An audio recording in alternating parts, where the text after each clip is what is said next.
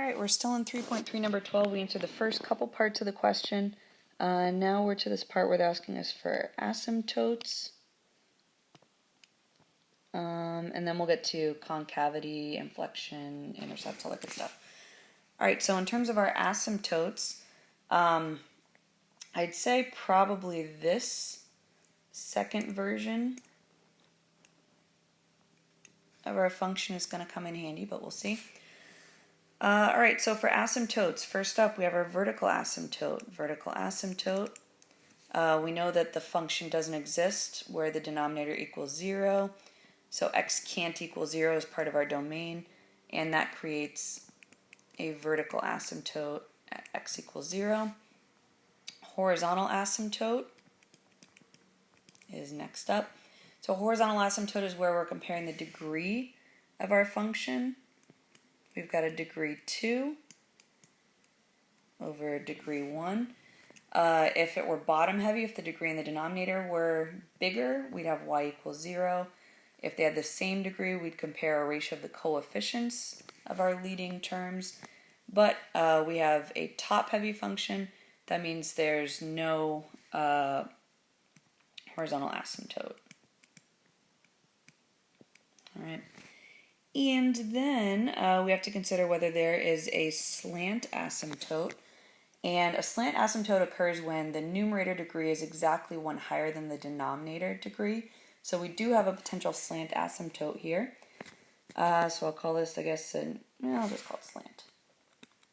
Not using abbreviations. So for my slant asymptote, usually what we do is we do that long division process. So see how many times x divides into x squared plus 6. But guess what? If we did long division, that's exactly what we would get. So you guys can work out the long division, but you'll get x and then plus 6 over x is your remainder. And if we're looking at where the function heads as x increases toward infinity, 6 over x is going to basically turn into 0. That term is going to disappear.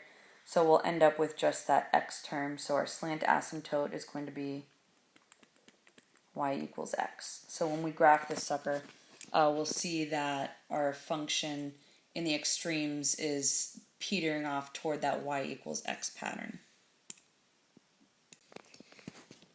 Alright, so next up we've got our asymptotes out of the way.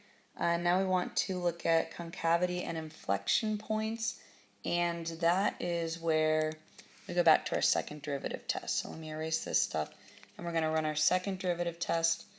So if you guys remember our first derivative, just in power notation, our first derivative, we got 1 minus 6x to the power negative 2.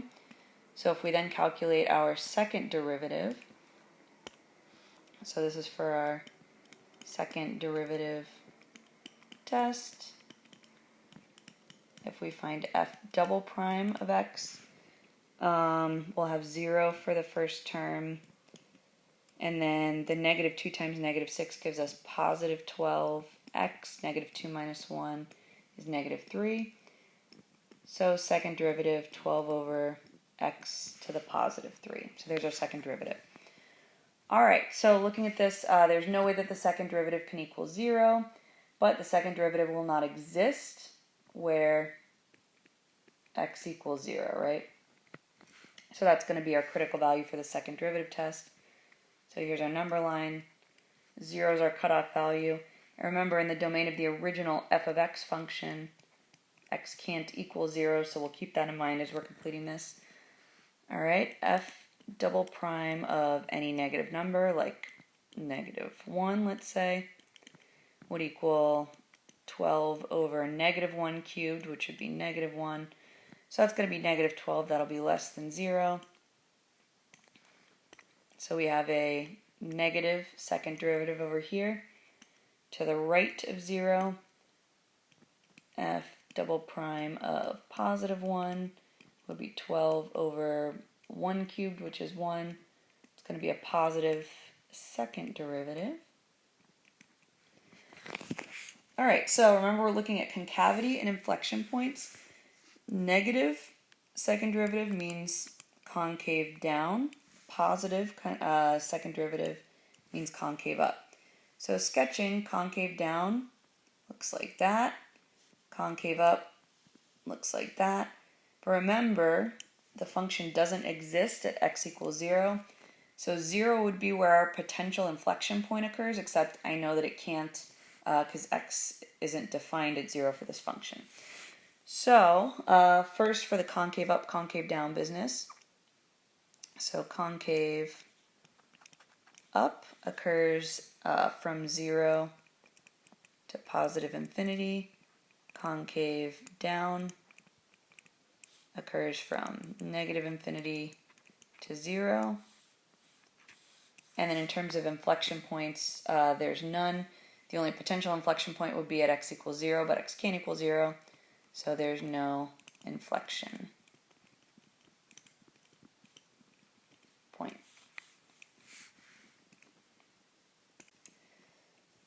Alright, and then for our x and y intercepts, let me just do these in the bottom right. So for my potential x-intercept, I want to set my function, my original function, equal to 0. So x plus 6 over x equals 0. We can try a bunch of different techniques, but there's not going to be a value that makes this equal to 0. So for example, if I set x equal to 0, then I have 6 divided by 0, which is an issue. No matter which x value we pick, it isn't going to work. You can subtract x and have 6 over x equals negative x. Multiply both sides by x. You'll end up with something along the lines of 6 plus x squared equals 0, etc. There's no way to make this puppy equal 0. So x-intercepts, no. Okay, so no x-intercepts. And then for our y-intercept, this is where we evaluate the function at 0. But guess what? That's our one value in the domain that doesn't exist. So f of 0 does not exist. So y-intercept, nope. All right, and now we're switching to this final graph question. So they're asking us which of these 4 could potentially be our function. And of course, type this into your graphing calculator so that you can see the shape of your function. But I'm going to go ahead and eliminate this guy because it's not even a function, right? Fails the vertical line test, so bye-bye, choice D. And then for the other guys, just starting with the asymptote, I know that my vertical asymptote is x equals 0. So these guys all have that same vertical asymptote. My slant asymptote, remember, is y equals x. So there's another way to eliminate. This guy doesn't have the y equals x slant asymptote. These guys do. So both of these are still contenders, B and C. And then remember we had those max and min points. I could use those. So for example, my max value, relative max anyway, was negative square root of 6 and then 2 square roots of 6. Negative 2 square roots of 6. And then my minimum, relative minimum, was my square root of 6 and 2 square root of 6. So the min is there. We're telling it's a circle, and that's our max. Obviously, the max is lower than the min, but these are relative, so that's okay. So these guys would qualify in graph B. Also, talking about the concavity, remember we have concave down from negative to positive infinity, and then concave up from 0 to positive infinity. So sorry, negative to 0. Let me erase that and start with concavity. From negative infinity to 0, concave down. Concave up from 0 to positive infinity, so we see that overall shape here. So B is our guy.